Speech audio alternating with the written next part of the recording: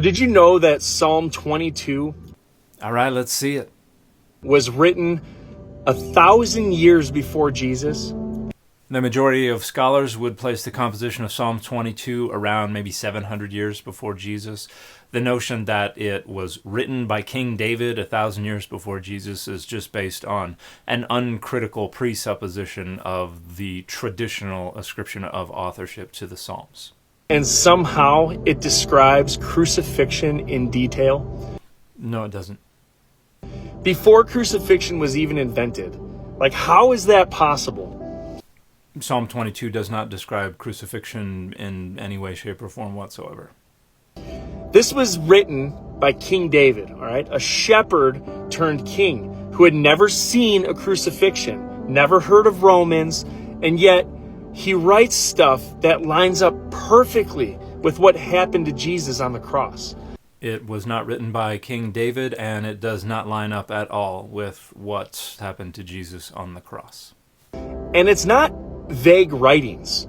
I'm talking literally line by line at the forensic level prophecy. None of that is accurate, and Psalm 22 is not a prophecy at all. It is a lament psalm, an individual lament psalm. When it was written, probably somewhere around 700 BCE, it was complaining about things that had already happened to the author. And I want to show you that. So give me a few minutes of your time here. So Psalm 22:6 says, "They have pierced my hands and my feet." So it's not Psalm 22:6, it's Psalm 22:16, unless you're looking in the Hebrew, where it's verse 17. And it does not say they pierced my hands and my feet. It says, like a lion, my hands and my feet, which does not make a whole lot of sense on its own. And the word like a lion is kaf, aleph, resh, yod. And if we go look in a Dead Sea Scrolls manuscript, we have kaf, aleph, resh, vav. And that also doesn't really mean anything unless you take the aleph out and you have kaf, resh, vav. That would mean they dug out my hands and my feet, not they pierced. Because there's a word for they pierced. If the idea is that somebody drove nails through somebody's hands and feet, they have a perfectly good word for that. This is not that word. This means dug out. The idea here is you're removing material, and the semantic focus is on the space or the surface that remains after that material has been removed. This is not somebody driving nails through somebody's hands or feet. Now, the early Christians, who are the first to reread it as they pierced my hands and my feet, are relying on the Septuagint, the ancient Greek translation, which seems to have understood it according to this reconstruction where it is this verb, kaf, resh, he, in the plural, so it's kaf, resh, vav, and they use a verb in the Greek that means to dig out. Again, they have a perfectly good word that means to pierce. If they had in mind the act of driving nails through somebody's hands and feet, they would have used a different verb. But they use this verb that means to dig out, which also focuses on the removal of material and then the space or the surface that remains. Now, what apologists will do, and what early Christians did, was they squinted at that until it got really fuzzy. And then the blurry edges overlapped with the blurry edges of the notion of crucifixion. They could be like, I can see how dig out could be kind of fuzzily understood to refer to piercing somebody's hands and feet with nails. And that is dogmatic and presuppositional. That's not a valid reading of the text. That is approaching the text uncritically and thinking, I want to find what I'm bringing to the text, and I can convince myself that that's not impossible. So I'm happy with that misinterpretation. But it does not mean that. So when you say it says they pierced my hands and my feet, you're saying I'm endorsing a specific reconstruction of this text and then a misinterpretation of that reconstruction. Because most scholars will say, let's try to find a resolution that doesn't alter the text. And that's not easy, but that's not impossible. You could imagine that because this is the third of three clauses in this verse, and the first two clauses have to do with enemies surrounding the psalmist. Maybe the third clause does as well, and the lack of verbs only means that they are relying on the verb from the previous clause and just elided it in the third clause. So it might mean, like a lion, they encircle my hands and my feet. That's a plausible resolution. Others will say, well, we can reconstruct some other kind of Hebrew, so maybe it is Kaf, Resh, Vav. And maybe it was they dug a pit, in which case what follows would be Beit, Vav, Resh. And maybe a scribe thought that was a repetition of the same word, or maybe a scribe made an error in transcribing two words that look very similar and accidentally omitted one. So maybe that's what's going on. That's also a plausible resolution. But to reconstruct it according to what the Septuagint translator may have had in their source text, and then misinterpret that to arrive at "they pierced my hands and my feet," is the least likely of all of the resolutions that have been offered by critical scholars. And there have been a lot of them. So Psalm 22:16 does not say, "they pierced my hands and my feet." Now, that's a problem, right? Because crucifixion wouldn't exist for another 500 years. And the Romans wouldn't come around for another 1,000 years, say. Not only are these timelines not very accurate, but again, they're presupposing the traditional ascription of authorship, which is entirely rejected by the overwhelming majority of scholars. So how did David write that? He didn't. That's not just poetic imagery. That is physical. That is specific. And that's exactly what happened to Jesus. It is precisely poetic imagery. It is not physical, and it is not specific, and nobody interpreted it that way until after Jesus was dead and traditions began to arise that read Jesus back into the Hebrew Bible. And many things that were never intended to be prophecies were reinterpreted precisely as prophecies to serve this new rhetorical goal of finding Jesus all over the Hebrew Bible. It's insane. I would say it's dogmatic and uncritical apologetics. I wouldn't say it's insane. Now, when you look at Psalm 22:14, it says, "I am poured out like water. All my bones are out of joint. My heart is like wax. It is melted within me." When someone is crucified, the weight of their body dislocates their shoulders and elbows. The chest cavity tightens. The heart muscles, it struggles, right? And fluids build up. That's why when the Roman shoulder pierced Jesus' side, blood and water came out, just like David said. No, this is still poetic imagery. The verses just before and after this talk about how he's surrounded by bulls, how he's surrounded by lions, how he's surrounded by dogs. This is all a lament psalm that is using poetic imagery that folks today are straining at to try to make sound more like what happened to Jesus. But this has nothing to do with Jesus. Tell me how a shepherd knew the medical breakdown of a Roman execution 1,000 years before it even existed. It's not a medical breakdown. This is just uncritical, wishful thinking that is trying to read crucifixion into this lament psalm. It's insane. Again, uncritical, dogmatic apologetics. Now look at this, right? So Psalm 22, 7-8 says, "All who see me mock me. They hurl insults, shaking their heads. He trusts in the Lord. They say, let the Lord rescue him." Now jump to Matthew 27, verse 43, at the cross. What does it say? It says, he trusts in God. Let God rescue him now if he wants him.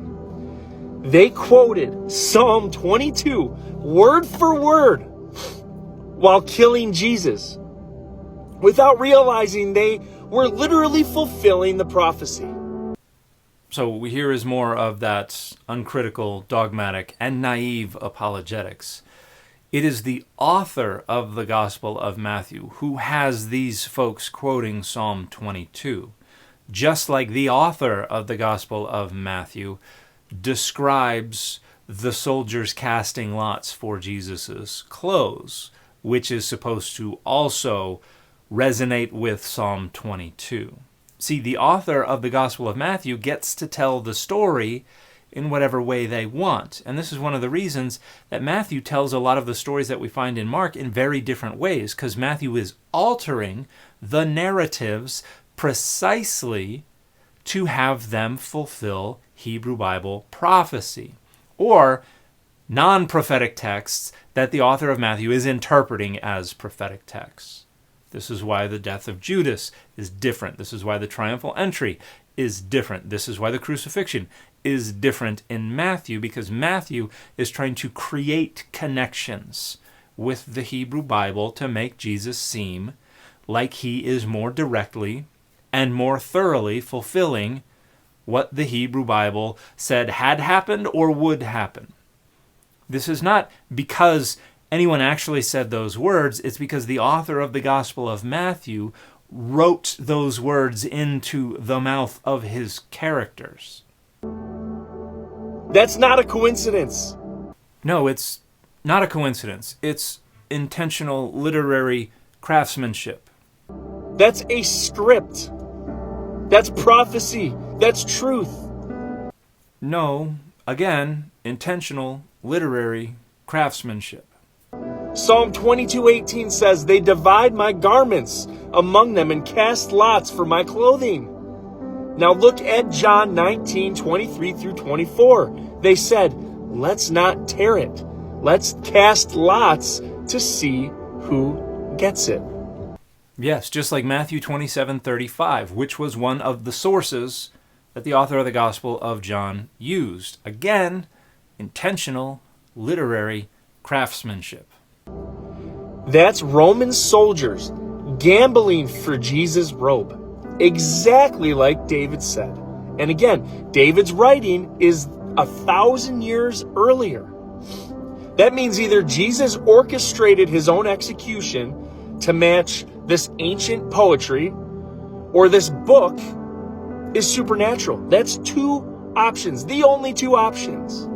This is an absolutely laughable example of begging the question.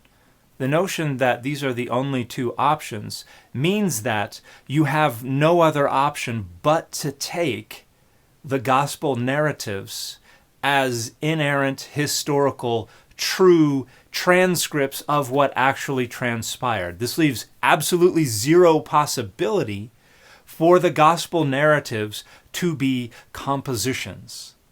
It robs the authors of Matthew, Mark, Luke, and John of the prerogative to tell the stories in the ways they wanted. And when you compare the narratives of Matthew, Mark, Luke, and John and see that they all tell the stories in different and irreconcilable ways, you can see that obviously that is wrong. Obviously, they all not only had, but exercised the prerogative to tell the stories in the ways they wanted, which includes writing in details in order to intentionally create links to things in the Hebrew Bible that they wanted to understand as prophecy. So it begs the question, by presupposing the gospel accounts are all 100% inerrant, historical, true transcriptions, found footage of what actually happened. And that's absolutely laughable. Now here's the crazy part. Again, none of this is insane or crazy. It's just uncritical, dogmatic, and naive apologetics. Psalm 22 opens with this line, my God, why have you forsaken me?" That's the exact phrase Jesus cried out on the cross. All you got to do is move to Matthew 27:46. Most people think that he was just in pain, right? But back then, if you wanted to reference a psalm, You didn't say Psalm 22. You quoted the first line. I've seen this claim a lot, but what I've never seen is actual evidence that demonstrates it. This strikes me as just an assumption that people have begun to just assert as if it were fact. So Jesus wasn't just crying, right? He was pointing to the whole chapter. He was telling the people watching, read Psalm 22. This is happening right now. This is me. And this is me being fully separated from God. Or at least the gospel authors are doing that. And guess how Psalm 22 ends? All the ends of the earth will remember and turn to the Lord. They will proclaim his righteousness to a people yet unborn, for he has done it. He has done it. Sounds a lot like it is finished, doesn't it? Well, it sounds a lot like the end of a lament. From beginning to end, Psalm 22, it's not just a song. It's a blueprint. It starts with pain and ends with victory. And every detail in between is Jesus on the cross. Down to the bones, down to the mockery, down to the nails, down to the gambling, down to the cry. So either David, 1,000 years earlier, accidentally predicted crucifixion in great detail and Jesus' death in detail, or God is outside of time and space. And this book is truth and his word. Or the Gospels were written by people who knew the Hebrew Bible. It is exactly what it claims to be. And if he got all of this right, you better believe the rest of the book is worth reading. Psalm 22 wasn't just a prophecy. Well, again, it wasn't a prophecy at all. It was an individual lament psalm. There are many of them throughout the book of Psalms. It was a divine preview of the greatest act of love in human history. And you were in the plan the entire time.